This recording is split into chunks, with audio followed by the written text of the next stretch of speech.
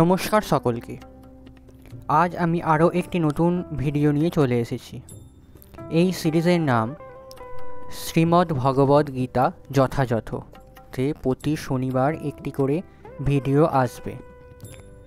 এই সিরিজে আমি আপনাদের বলবো শ্রীমদ্ ভগবদ্ গীতার প্রত্যেকটি শ্লোক এবং তার বাংলা অর্থ ও তর্জমা। শ্রীমদ্ ভগবদ্ গীতার দ্বিতীয় অধ্যায় সাংখ্যযোগের শ্লোক নাম্বার 42 থেকে 44। শ্লোক নাম্বার 42। ইয়ামিমাং পুষ্পিতাং বাচাং প্রবদন্তঃ বিপশ্চিতাঃ বেদবাতরপার্থ ন্যন্যদন্তিস্তিবাদিনঃ। শ্লোক নাম্বার 43।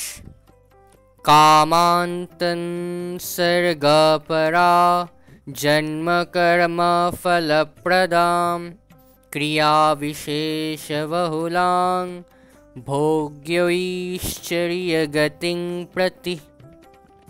অনুবাদ: বিবেক বর্জিত মানুষেরাই কেবল পুষ্পিত বাক্যে আসক্ত হয়ে স্বর্গসুখ ভোগ, উচ্চ কুলে জন্ম, ক্ষমতা লাভ আদি সকাম কর্মকেই জীবনের চরম উদ্দেশ্য বলে মনে করে। ইন্দ্রিয় সুখ ভোগ ও ঐশ্বর্যের প্রতি আকৃষ্ট হয়ে তারা বলে যে তার ঊর্ধ্বে আর কিছুই নেই। তাৎপর্য: সাধারণ মানুষ অল্প বুদ্ধি সম্পন্ন এবং তাদের অজ্ঞানতার ফলে তারা বেদের কর্মকাণ্ডে বর্ণিত সকাম কর্মের প্রতি বিশেষভাবে আকৃষ্ট হয়ে পড়ে। সুরা ও নারী উপভোগ এবং জড় ঐশ্বর্যে পূর্ণ স্বর্গালোকে গিয়ে ইন্দ্রিয়ের চরম তৃপ্তি সাধন করার ঊর্ধ্বে তারা আর কিছুই চায় না। বেদে স্বর্গলোকে যাবার জন্য নানা রকম যজ্ঞের বিধান দেওয়া আছে, যার মধ্যে জ্যোতিষ্ঠম যজ্ঞ বিশেষভাবে উল্লেখযোগ্য।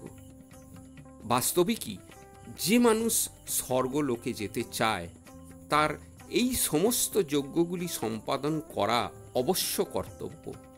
তাই অল্প বুদ্ধি সম্পন্ন মানুষেরা মনে করে এটিই বৈদিক জ্ঞানের চরম উদ্দেশ্য।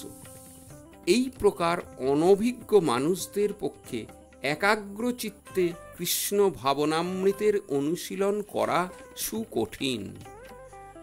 মূর্খ যেমন বিষ বৃক্ষের ফল দেখে লালায়িত হয়, তেমনি তত্ত্বজ্ঞান বিবর্জিত মানুষেরা স্বর্গলোকের এই ধরনের ঐশ্বর্যের দ্বারা প্রলোভিত হয়ে তা ভোগ করবার বাসনায় লালায়িত হয়। শ্লোক নাম্বার 44। ভোগৈশ্চর্য প্রসক্তানাং তয়াপদ্ভৃত চেতসাম ব্যবসায়তিকা বুদ্ধির সমধো ন বিধীয়তে।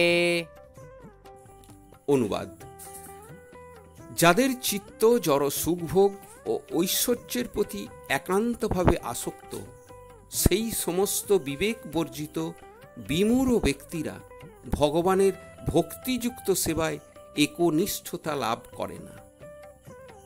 তাৎপর্য: মন যখন আত্মাকে উপলব্ধি করার জন্য একাগ্র হয় তখন তাকে বলা হয় সমাধি।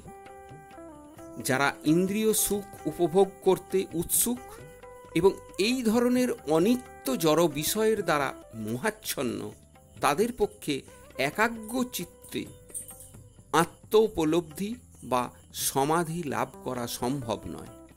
তাদের মায়ার অধীনস্থ হয়ে সর্বদাই নিপীড়িত হতে হয়। আজ এই পর্যন্তই। ভিডিওটা কেমন লাগলো অবশ্যই কমেন্ট করে জানাবেন। ভিডিওটা ভালো লাগলে চ্যানেলটা সাবস্ক্রাইব করবেন, পাশে থাকা বেল আইকনটি প্রেস করে দেবেন, লাইক, কমেন্ট এবং শেয়ার করবেন।